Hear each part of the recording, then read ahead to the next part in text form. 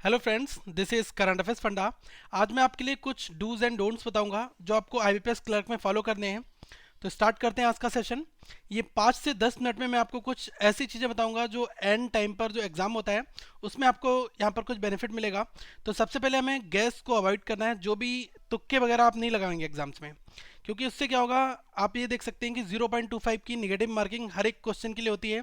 तो हम पॉसिबल यही करेंगे कि कम से कम क्वेश्चंस को हम सॉल्व करें, लेकिन हमारी एक्यूरेसी जो होती है वो 100% यहाँ पर होनी चाहिए। फाइन, इस चीज़ का हमें वहाँ पर ध्यान देना है। जितने ज़्यादा एक्यूरेट क्वेश्चंस होंगे और उसके बाद में एक्यूरेसी के साथ साथ में कुछ और चीज़ें होती हैं, जैसा कि नॉर्मलाइज स्कोर होता है, तो उसमें भी हमें फ़ायदा मिलता है। तो आप ध्यान रखना कि आपको 20 क्वेश्चन आते हो तो आप 20 ही बनाना। डेफिनेटली आपका स्कोर 20 से बढ़कर ही हर एक एग्जाम्स में आता है। ओके, तो और हमें फोकस करना है कि जो हमारा सबसे स्ट्रॉन्ग एरिया है उसको हम सबसे ज़्यादा फोकस करें और उसके क्वेश्चंस को हम पहले भी बनाएं।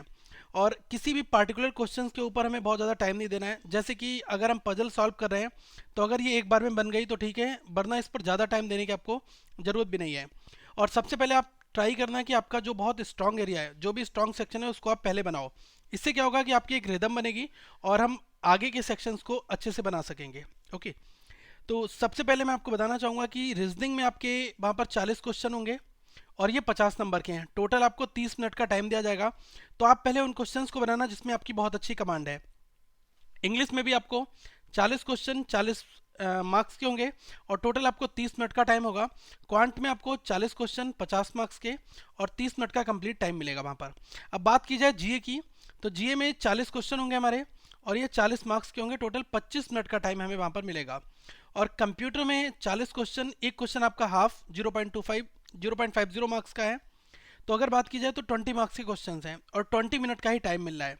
तो आप देखें कि कंप्लीट आपके 200 क्वेश्चन हैं, 200 नंबर के हैं और हमें हर एक सेक्शन में टाइम कंप्लीट अगर ऐड किया जाए तो ये 135 मिनट बनता है। ठीक है, अब देखो जनरल अवेयरनेस में बहुत लोगों को डाउट है कि जनरल अवेयरनेस के सेक्शन में क्या क्या आ सकता है और कहाँ तक का हमें जीए कवर करना है। तो देखो, आपका एग्जाम जो है जिस करंट मंथ में हो रहा है, करंट मंथ का जीके आपको पढ़ना है। जो भी आपका जनरल अवेयरनेस का टॉपिक है, करंट अफेयर्स, उसके पहले, ठीक है, 3 to 4 मंथ्स, मैं तो यही कहूँगा कि आप अगर 4 मंथ्स कवर कर सकते हैं तो ज़्यादा बेस्ट रहेगा। बाकी आप कम से कम 3 मंथ तो कवर यहाँ पर करें ही करें। ठीक है, और बात की जाए और ऐसी चीज़ें जैसे कि स्टैटिक जीके जो है आपका, वो पोर्सन स्टैटिक जीके से क्वेश्चंस पूछे जाते हैं और कैपिटल और करेंसी। और बात की जाए नए अपॉइंटमेंट्स जो, और जो अभी एमओयू साइंड हुए हैं हाल ही में, वो, तो ये 2 से 4 टॉपिक ऐसे हैं जो आप पढ़कर ही जाएं।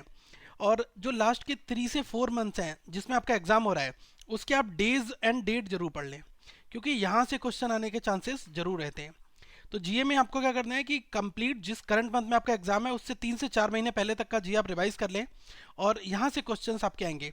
और साथ में बैंकिंग एंड फाइनेंशियल अवेयरनेस ये आपका जरूर पूछा जाता है। ठीक है, अब रीजनिंग में हमें क्या स्ट्रेटजी रखनी चाहिए। देखो, रीजनिंग में क्या करना कि सबसे पहले आपको जो क्वेश्चन में आपकी कमांड बहुत अच्छी है आप उनको पहले सॉल्व करना। जैसे कि अगर सेलोगिज्म आपका एग्जाम्स में आता है तो आप उसको सॉल्व कर लो। इनइक्वालिटी जो है आपका, उसको उस पर बहुत ज़्यादा फोकस करो, उसको सॉल्व करो। इसी तरह से जो मैंने आपको बताया श्योर शॉर्ट क्वेश्चंस हैं, जैसे कि ब्लड रिलेशंस की अगर बात की जाए या फिर डायरेक्शन एंड सेंस की बात की जाए। ठीक है, और अगर आपका क्वेश्चन कोई इनपुट एंड आउटपुट का आता है, क्योंकि ये क्वेश्चन अगर आपने सॉल्व कर लिया तो आप कंप्लीटली 5 मार्क्स बना सकते हैं। और अगर पेपर का लेवल ठीक है, एवरेज है, आपसे क्वेश्चंस बन रहे हैं, तो आप पहले इस लेवल में स्टार्ट करना। बाकी अगर बात की जाए सिटिंग अरेंजमेंट और पजल की, तो ये 2 सेक्शन ऐसे हैं कि आप इसमें थोड़ा सा फंस सकते हैं। तो मैं आपको यही कहूँगा कि आप पहले जो लेफ्ट साइड वाला पार्ट है इस पर फोकस करना। ओके, और आपका टाइम बचता है तो आप इन पर भी टाइम दें ताकि आप एक अच्छा स्कोर वहाँ पर बना सकें। क्वांट की अगर मैं बात करूं तो क्वांट में भी आप सेम यही अप्रोच फॉलो करना, क्योंकि नंबर सीरीज जो है वो 100% हर एक एग्जाम्स में आती है, वो आपका आएगा। और साथ में क्वाड्रेटिक इक्वेशंस, तो इन पर फोकस ढंग से करना आप। ये 2 सेक्शन बनाने के बाद में आप डीआई की ओर मूव कर जाना, क्योंकि डीआई में क्या होता है कि आप 15 नंबर की डीआई कम से कम आपको एग्जाम्स में देखने को मिलेगी।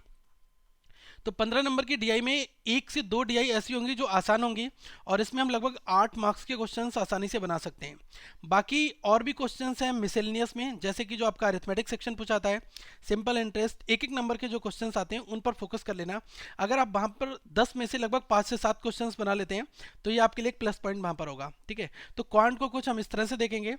और अगर बात की जाए इंग्लिश सेक्शन की, तो देखो अभी मॉडर्न ट्रेंड की अगर मैं बात करूं तो इंग्लिश में क्या है कि एक आपका पैराजंबल तो आ ही रहा है, दूसरा आपका क्या आ रहा है, रीडिंग कंप्रेंशन और क्लॉज टेस्ट और फिलर्स, ये चीज़ें। ठीक है, तो ये 4 सेक्शंस बहुत ज़्यादा ज़रूरी हैं। और एक आपका है जो भी सेंटेंस का इम्प्रूवमेंट करना, मतलब कि error correction and sentence improvement. ठीक है, तो सेंटेंस करेक्शन वाला पोर्शन है वो आप भी देख सकते हैं। अब देखो इंग्लिश में क्या करना है कि रीडिंग कंप्रेंशन है, अगर आपका स्टोरी बेस्ड है, वहाँ पर एक आपको स्टोरी दी है, तब तो हम उसको अटैम्प्ट आसानी से कर सकते हैं। लेकिन अगर इकोनॉमिक बेस्ड पैसेज है, किसी भी न्यूज़पेपर का एडिटोरियल है, या फिर कोई बिजनेस टर्म्स वहाँ पर बहुत सारी यूज़ हुई हैं, तो हम ये कर सकते हैं कि वहाँ पर जो सिनोनिम्स एंटोनिम्स हैं, इन पर हम ज़्यादा फोकस कर सकते हैं। अगर आपकी इंग्लिश में प्रैक्टिस बहुत अच्छी है और आपने बहुत सारे न्यूज़पेपर के एडिटोरियल्स वगैरह बनाए हैं और बिजनेस टर्म्स आपने पढ़ी हैं, तो आप इस तरह के सेट को जरूर सॉल्व करने की कोशिश कर सकते हैं।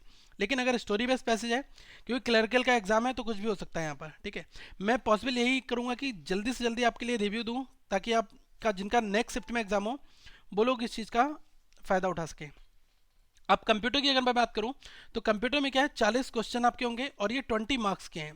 तो देखो 40 क्वेश्चन में क्या करना है, कुछ क्वेश्चन तो ऐसे होंगे जो आपको डायरेक्ट एक बार में समझ में आ जाएंगे कि इसका आंसर क्या है, और कुछ आपके कैलकुलेटिव भी हो सकते हैं, जैसे कि किसी नंबर का बाइनरी कैलकुलेट करने को आ सकता है या कन्वर्जन आ सकते हैं। तो अगर ऐसे क्वेश्चंस आ जाएं तो इन पर भी आप फोकस कर सकते हैं, लेकिन इनसे पहले जो आपके स्टेटमेंट वाइज के क्वेश्चंस होंगे हम उनको बनाएंगे।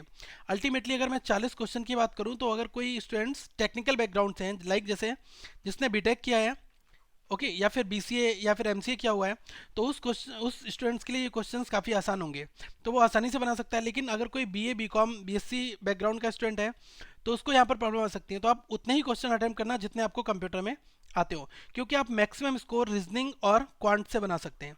तो ये स्ट्रेटजी पर भी आप फोकस करेंगे। और मैं आपको यही चीज़ बताना चाहूँगा कि आप प्रैक्टिस सेट बनाकर जाएं, आज भी बनाएं, और एग्ज़ाम से एक दिन पहले प्रैक्टिस सेट बनाकर कंप्लीट जाएं। और ज़्यादा टेंशन मत लें, क्योंकि एग्जाम्स में हमें फुल कंसंट्रेशन देना होगा अपना, और हम वहाँ पर एक अच्छा स्कोर स्टेबल कर सकते हैं। So friends, thanks for watching this video, have a good day.